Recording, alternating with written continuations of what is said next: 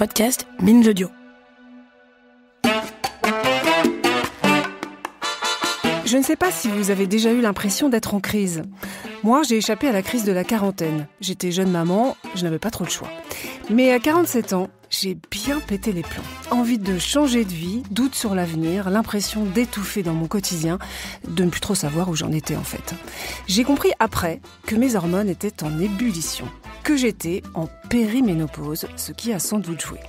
Alors c'est quoi cette crise de milieu de vie, la midlife crisis comme disent les Anglais? Est-ce qu'elle arrive à 40, à 50 ans? Pourquoi ces chiffres ronds sonnent-ils comme un couperet? Et est-ce que ce n'est pas précisément parce qu'on s'attend à ces crises qu'elles surviennent? J'ai été très heureuse de préparer cet épisode avec Camille Test, l'autrice du podcast Encore Heureux. Elle a 32 ans, j'en ai 52, et notre invitée, Alexia Soyeux, autrice du livre « Passé l'âge, la crise de la quarantaine entre mythe et réalité », elle a à peine 40 ans. Ce que vous allez entendre, c'est notre échange toutes les trois sur ces remises en question plus ou moins dévastatrices, plus ou moins émancipatrices, qui nous traversent régulièrement dans la vie. Salut Camille. Salut Claire. Et bonjour Alexia. Bonjour. Alors toi, j'ai l'impression que tu as fait ce livre justement pour éviter de la faire, cette fameuse crise de la quarantaine. Tu vas nous dire si ça a marché. Pourquoi cet intérêt pour la crise de la quarantaine ? Je me suis intéressée au sujet justement parce que cette crise de la quarantaine, c'est une fameuse crise. On peut dire que c'est une évidence qui interroge un peu.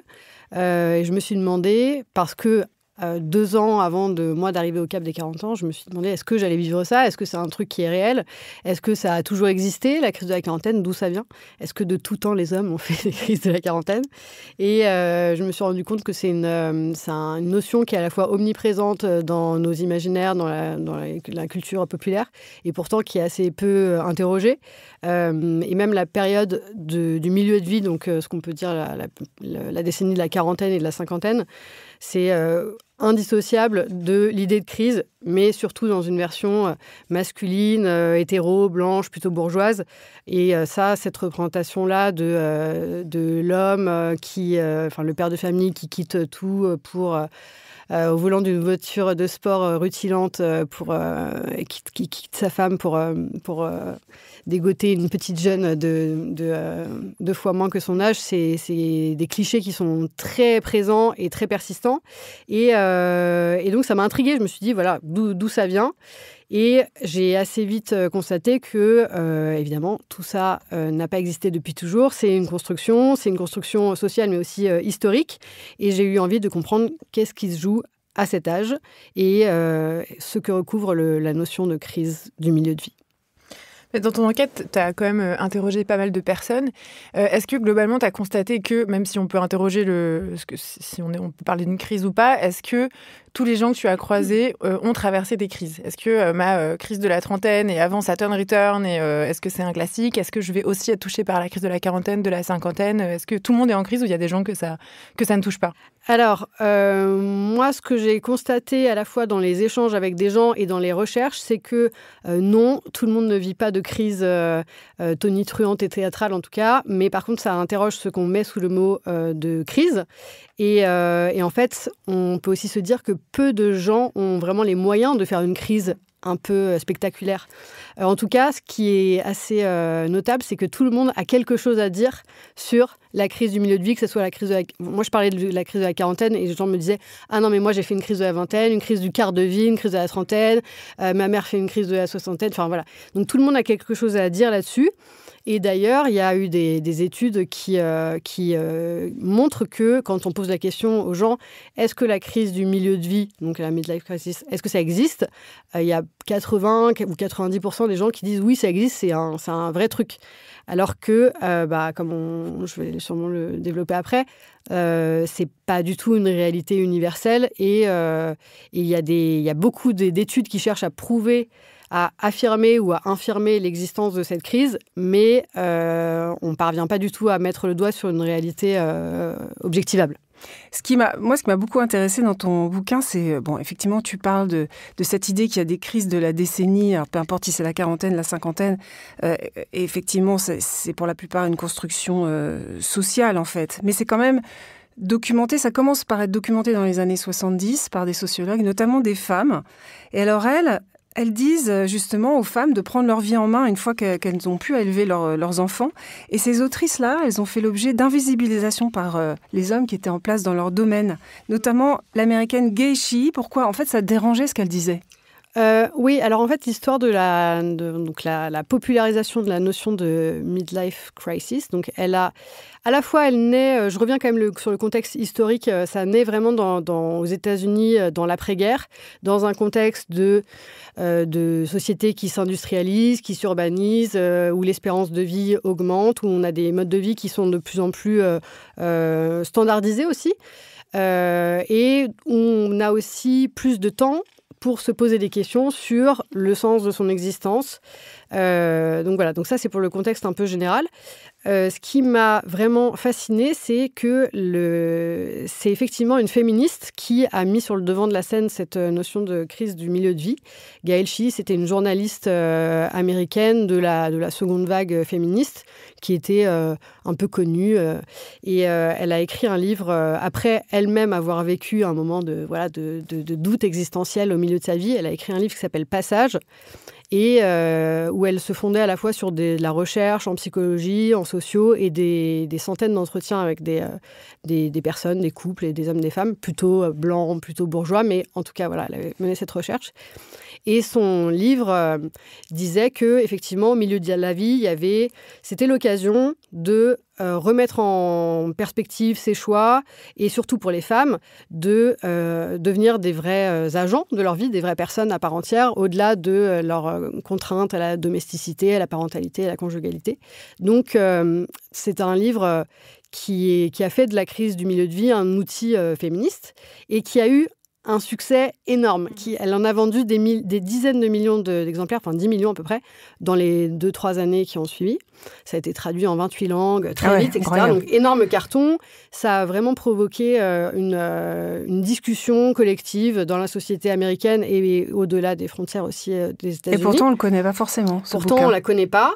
Et juste après son succès, les experts de la psychologie de l'époque, donc des grands pontes des universités américaines, ont mené une espèce de campagne de dénigrement qui se situe donc à la fin des années 70, donc dans un moment où le backlash féministe commence à émerger. Donc c'est pas une histoire c'est une histoire qui est à remettre dans le contexte de la fin des années 70, mais ils ont vraiment invisibilisé son travail, et non seulement ils l'ont invisibilisé, mais ils ont décrédibilisé sa parole en disant que ses recherches c'était des recherches de pacotille, de la psychologie de comptoir, que ça valait rien. Et surtout, ils ont fait de la crise du milieu de vie un concept absolument machiste, en disant que pour les femmes, elles sont assignées à leur biologie, donc éventuellement, si elles ne se sentent pas bien, c'est plutôt du côté des hormones qu'il faut aller voir. Mais en tout cas, elles ne vivent pas des crises psychologiques telles que les hommes les vivent. Et donc les hommes, eux, au milieu de leur vie, c'est vraiment une fois qu'ils ont consacré leur première partie de vie à construire leur carrière et leur vie parentale, c'est normal qu'ils renouent avec leur jungle intérieure, qu'ils séduisent des jeunettes. Il y a vraiment des extraits des livres des 3-4 grands psys de l'époque qui sont vraiment à vomir.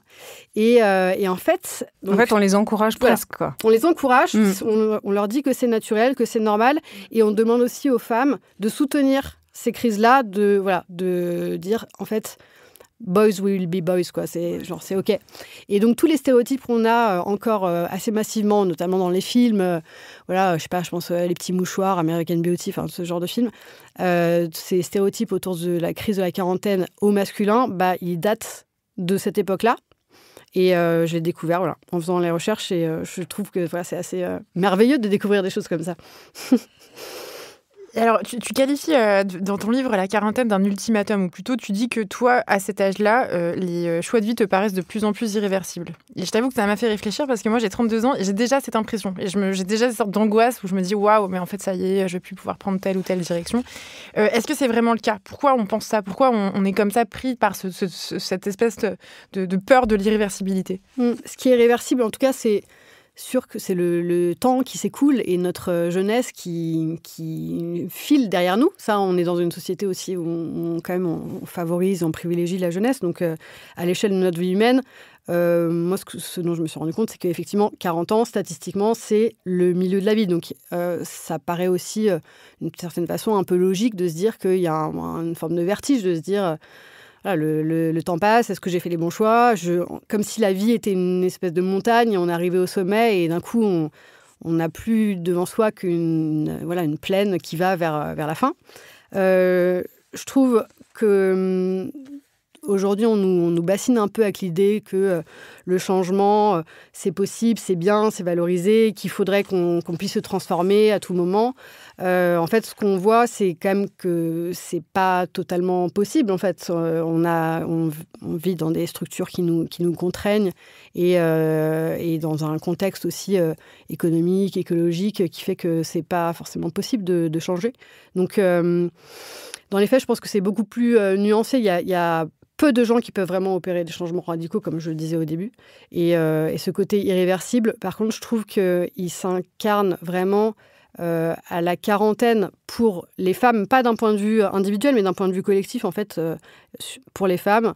Elles sont les pivots de la société, en fait. Elles supportent les rôles de parents, d'aidants pour leurs propres parents, elles vivent aussi des vies professionnelles où elles subissent aussi des inégalités, plus de précarité, etc. Donc ce côté irréversible, pour moi, il s'incarne dans la vie des femmes, pas que des femmes en général, mais des personnes qui ne sont pas privilégiées dans cette société, où là, il y a un côté... on nous dit que tout est possible, on peut changer, on peut se réinventer, etc. En réalité, c'est pas si simple que ça, en tout cas pas à l'échelle individuelle, quoi. Mais pour reprendre ce que disait Camille, il y a l'idée aussi d'un truc performatif, quoi. C'est-à-dire qu'à chaque dizaine, tu dois avoir accompli quelque chose sous peine d'avoir, entre guillemets, raté ta vie. Mais ça, c'est complètement fabriqué. C'est fabriqué. En même temps, après avoir quand même bien réfléchi au sujet, je me dis que c'est normal que dans la société qu'on forme, il y ait des étapes, des rituels, des codes, des modèles. L'idée, ça serait peut-être plutôt de se dire que les modèles qui existent à un moment n'écrasent pas les autres et qu'on n'exclue pas violemment celles ou ceux qui ne peuvent ou qui ne veulent pas cocher les cases qu'on a prédéterminées pour tout le monde. Voilà. Donc, c'est fabriqué, effectivement. Cette idée d'inventaire, de choses à faire à chaque dizaine, c'est aussi quelque chose qui existe dans un contexte de comparaison permanente où on essaye de tout le temps améliorer tous les aspects de notre vie. Donc, on essaye de devenir les plus performants possibles dans notre carrière, dans notre parentalité, même dans notre ménopause, en fait. Il faudrait tout réussir. Oui, c'est ça, l'idée qu'il faut réussir sa ménopause. Ouais, c'est ça. Ouais. En fait, c'est un peu ça. Réussir sa périménopause, réussir sa ménopause, réussir son accouchement. Tout est dans la société dans laquelle on vit aujourd'hui, tout relève du champ de la performance. Donc, si c'est une performance, ça veut dire que tout est matière à être une réussite ou un échec. Et est-ce que tu crois que c'est parce qu'on s'attend justement à faire ces crises qu'elles surviennent ? Comme si c'était une sorte de passage rituel qui va arriver à tout le monde, plus ou moins au même moment ? Je pense en grande partie que effectivement, il y a une espèce de prophétie autoréalisatrice, parce que, un peu comme dans la crise d'adolescence aussi, peut-être, il y a une question, tout est évidemment plus nuancé que ça, il y a des questions peut-être de biologie, d'hormones, etc. Mais c'est quand même tout un contexte social qui nous dit, ça va arriver, c'est normal que ça arrive, donc on se conditionne soi-même à opérer des changements. En tout cas... il n'y a rien dans les faits sociologiques qui nous dit que c'est quelque chose d'obligé. Donc, c'est bien qu'on entretient le mythe un peu tout seul. Mais non seulement on se dit que ça va arriver, mais on est presque content. J'ai l'impression parfois quand ça arrive aux autres, ces fameuses crises tonitruantes et théâtrales. Moi je me suis déjà entendue dire là c'est bon, il est en crise de la quarantaine. C'est presque une sorte de petit plaisir coupable de voir les gens aussi frapper ce mur-là. Dans le sens où tu te dis bon ça va, moi j'ai pas une crise comme ça quoi. Ouais, ça me je maîtrise. Je suis une mauvaise personne. Non mais ça permet de relativiser. C'est aussi un mécanisme pour se soulager. Voir les autres en crise, c'est aussi relativiser notre situation. Je pense aussi qu'on a tendance aussi à traquer la chute ou l'échec chez celles et ceux qui sortent des clous, comme pour se dire voilà, si elle sort des clous, je sais pas moi, elle se sépare de son mec, elle fait un enfant toute seule, etc., et qu'elle foire, c'est que les clous n'étaient peut-être pas si mauvais que ça, quoi. Donc ça nous permet de nous rassurer si on n'arrive peut-être pas à faire des changements. Je sais que, voilà, il y a une espèce de joie un peu, de plaisir un peu coupable d'observer la chute des autres. Et juste pour revenir à l'idée de est-ce que c'est parce qu'on s'attend à faire des crises qu'elles surviennent, il y a beaucoup d'études sur est-ce que c'est un vrai truc, la crise de la quarantaine, etc. Ça a été étudié par plein de disciplines différentes. Il y a eu récemment pas mal de livres et de productions sur la courbe du bonheur durant la vie qui suivrait prétendument une forme de U. Donc on serait au max un peu de notre satisfaction et de notre bonheur au début de notre vie. C'est-à-dire à l'adolescence ou jusqu'à 20 ans, c'est ça? C'est ça, jusqu'à 20 ans. Et donc la courbe chute. Vers 40-50 ans ou 40-45 ans, on serait au plus bas. Donc vraiment, on serait vraiment... Pendant longtemps, parce que le U, ça veut dire qu'il y a un plancher qui est quand même long. Là. Ouais. Puis ça remonterait et à la vieillesse, ou à la fin, vers le moment de la retraite, en fait. Voilà, ça s'améliorerait. Statistiquement, les Français se disent beaucoup plus heureux, pas que les Français d'ailleurs, beaucoup plus heureux à partir de 65-70. Alors moi, ça m'a quand même pas mal intriguée tout ça. Et honnêtement, j'ai passé vraiment énormément de temps à essayer de comprendre pourquoi toutes ces études sont tellement contradictoires les unes avec les autres, parce qu'il y a ça, mais d'un autre côté, il y a plein d'études qui montrent que non, ça n'existe pas, la crise de la quarantaine ou la cinquantaine, que les gens ne sont pas moins satisfaits au milieu de leur vie. L'étude la plus sérieuse, c'est une énorme étude aux États-Unis, une étude publique qui s'appelle MIDUS, donc c'est Midlife in the United States. C'est une étude qui dure depuis les années 90 jusqu'à aujourd'hui, qui étudie les Américains dans la période du milieu de leur vie. Et cette étude-là, qui est vraiment quelque chose de très solide, dit que moins de 10% des Américains et Américaines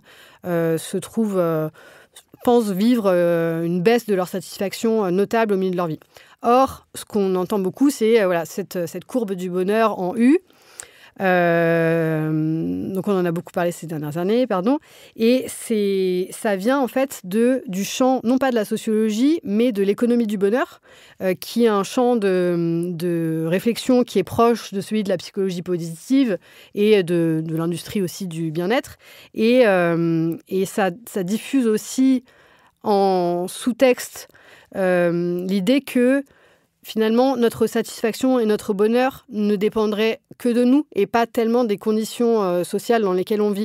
Donc, c'est aussi à prendre avec des pincettes quand on se dit en fait, vous vous sentez mal au milieu de votre vie, mais ça va aller mieux. C'est pas si simple que ça, en fait. Il faut quand même prendre en compte le contexte social, politique. Bah oui. En fait, si vous êtes confronté à un divorce, de la grande précarité, du racisme, le racisme ne va pas s'arrêter, quoi. Ou le sexisme ne va pas s'arrêter à vos 45 ans. Il y a un truc aussi de contexte social global qui est mis de côté, si je comprends bien. J'en profite pour vous conseiller un super bouquin d'un écrivain américain, je ne sais pas si tu connais, Nathan Hill. Je l'ai lu. Tu l'as lu, Wellness. En fait, l'héroïne, elle parle tout le temps à son conjoint de sa courbe en U. Elle dit non, mais là, ça ne va pas du tout entre nous. C'est normal, on est vraiment au plancher de la courbe en U. Et en fait, ça confirme sa déception dans la vie. C'est un peu triste, mais c'est marrant parce que c'est ce qu'on dit surtout là, en fait, les anticipations, les attentes que à certains âges, on va se sentir bien, puis à d'autres, ça ira mieux. Bon, comme si c'était aussi simple que ça, en fait. Comme si la vie comme si tout était écrit. Se résumait à des courbes.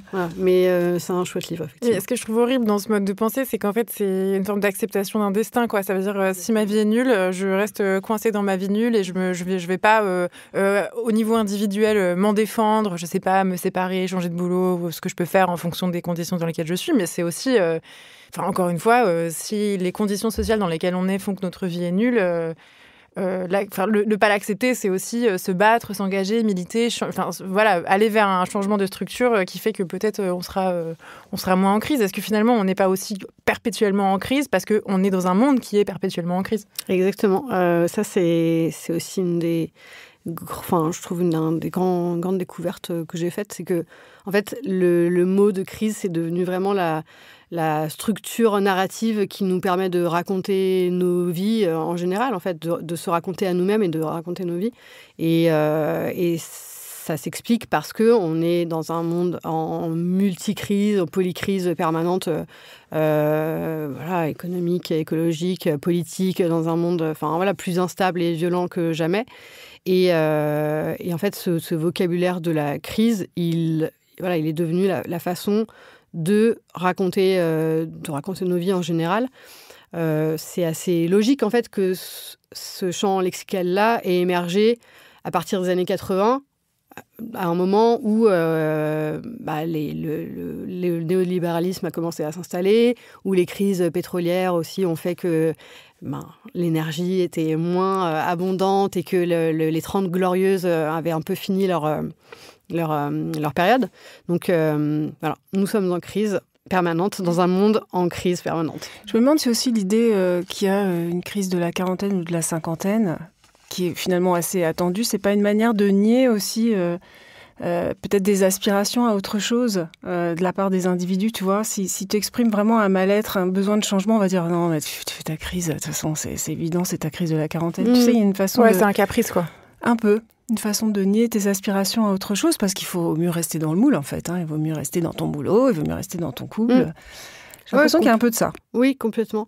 Et encore une fois, je pense que sous le terme de crise, ce qu'on médiatise et ce dont on parle, c'est beaucoup des crises de sens, des gens qui ont envie de bifurquer, de trouver leur voie, etc.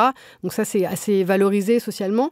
Mais peut-être les personnes qui vivent le plus de facteurs qui leur donneraient envie de tout quitter, de changer de vie, etc., eux, on n'en parle pas, alors qu'ils vivent vraiment des situations potentiellement difficiles. Donc, voilà. Encore une fois, c'est toujours un peu la question de à qui on donne la parole et qui est représenté dans notre société. Alors, tu écris quelque chose qui m'a fait vraiment beaucoup de bien.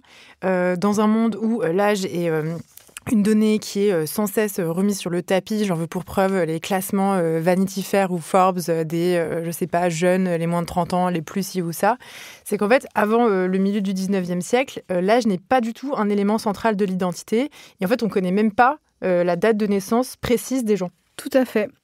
Avant le 19e siècle, effectivement, l'âge, c'était pas un élément clé.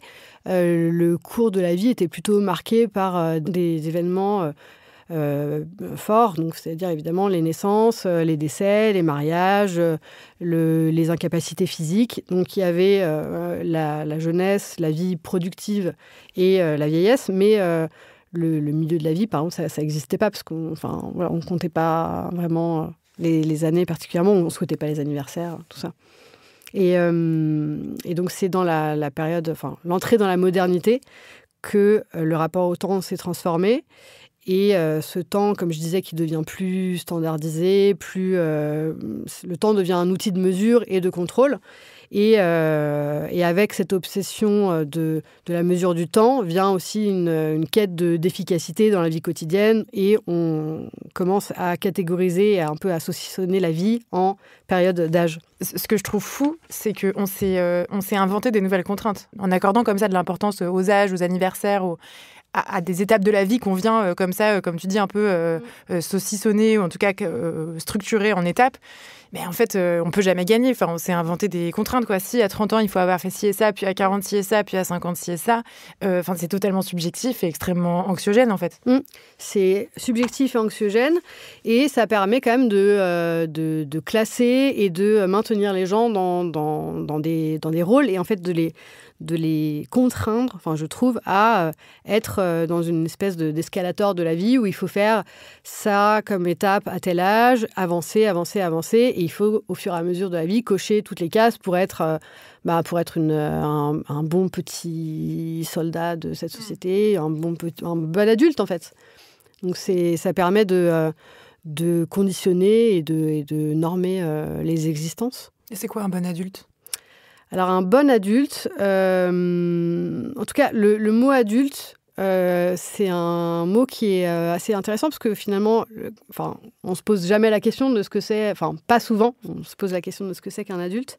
Un adulte, c'est à la fois un seuil légal.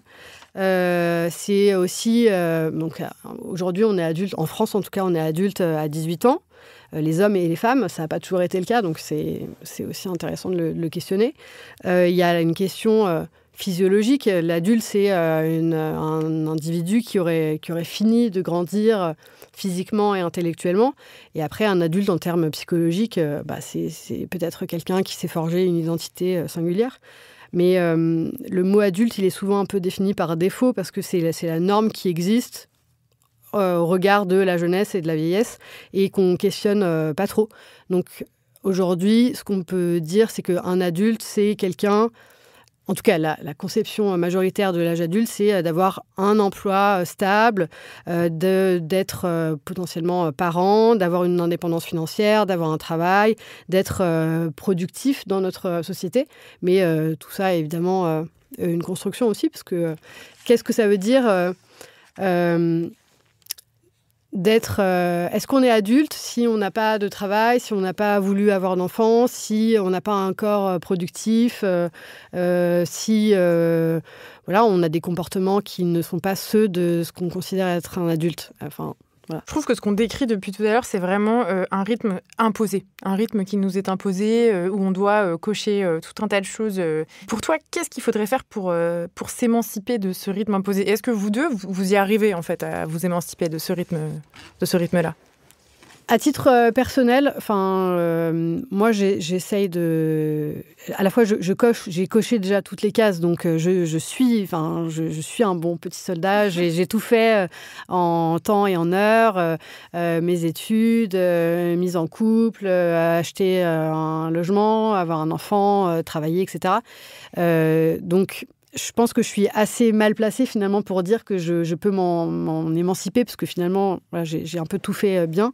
J'essaye en revanche de me demander pourquoi est-ce que on tient tant à pointer du doigt les parcours des gens qui sont pas dans ces normes-là, et essayer de faire la place à d'autres voix, d'autres récits, et c'est ce que j'ai essayé aussi de faire dans ce livre. Ouais, c'est vrai que c'est dur de s'émanciper de la roue impitoyable du temps. Je pense que...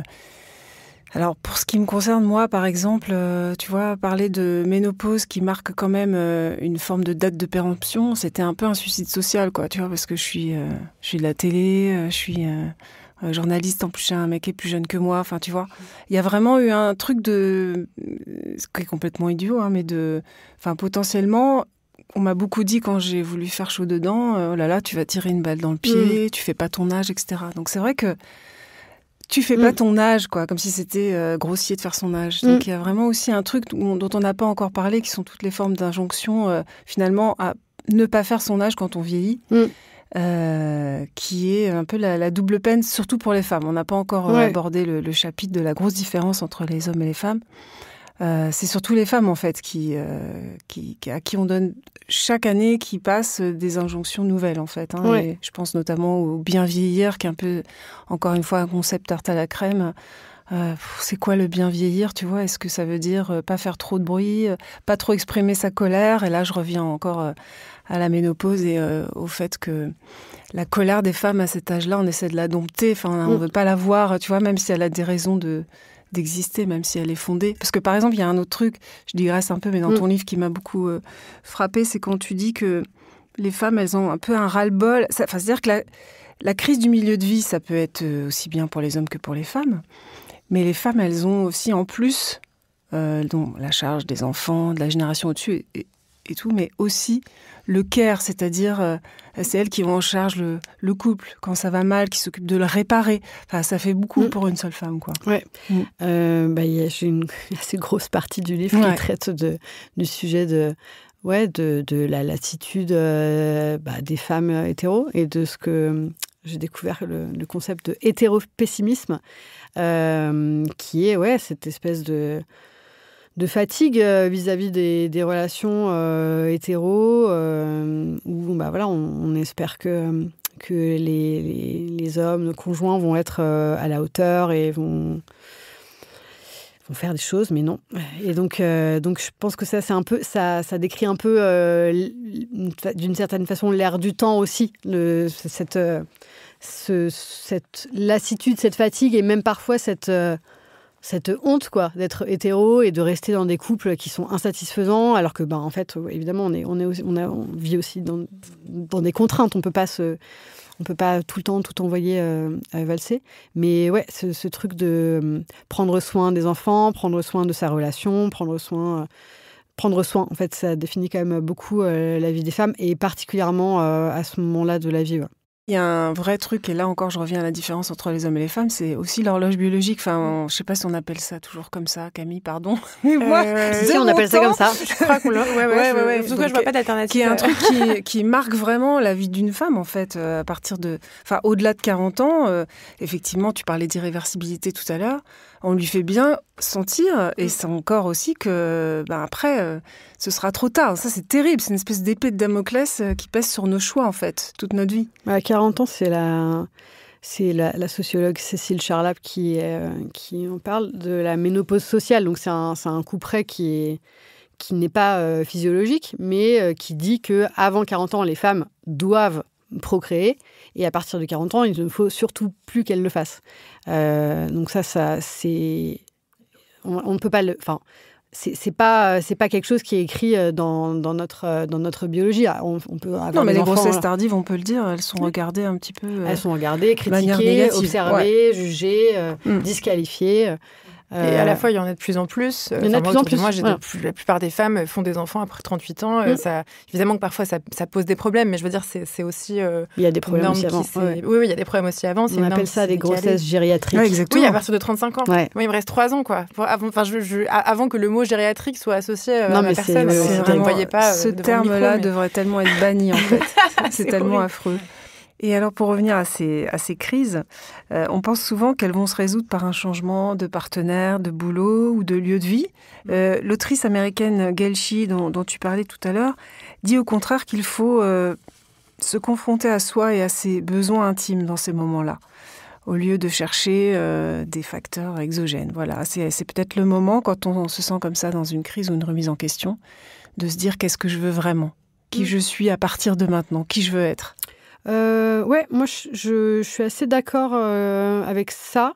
Enfin, en tout cas, moi je l'ai vécu comme ça pour moi. Je me dis, ces moments, ces grands caps en fait qui nous sont un peu imposés, ça peut être aussi l'occasion de se questionner sur la façon dont on a envie de vivre et qui on a envie d'être, pas juste pour être dans la performance et pour être la meilleure version de soi-même, mais pour savoir ce qu'on veut faire du temps qui nous est donné sur Terre. Et donc, en l'occurrence, pour moi, j'ai eu envie d'affirmer certains engagements et trouver une forme d'alignement qui est toujours un peu fragile, mais en tout cas, essayer de m'aligner entre les valeurs que je porte et ce que je suis capable de faire, et continuer à cheminer aussi dans un engagement politique et féministe. Et je pense que voilà, mon passage de la quarantaine, c'est aussi une affirmation de mon côté rabat-joie féministe. Et j'aime bien citer cette figure de la rabat-joie féministe de Sarah Ahmed. Voilà, je trouve que c'est le moment, pour moi, en tout cas, ce passage-là, c'est l'occasion de se dire qu'est-ce que j'ai envie d'être et qu'est-ce que j'ai envie de faire du reste de ma vie, pas simplement dans mon coin, mais dans le monde. Et donc, voilà, pour moi, être rabat-joie, c'est essayer de pointer les choses qui ne vont pas et montrer que parfois le bonheur des uns, souvent, le bonheur des uns repose sur la domination des autres. Et donc, devenir rabat-joie, c'est assez inconfortable, mais c'est aussi...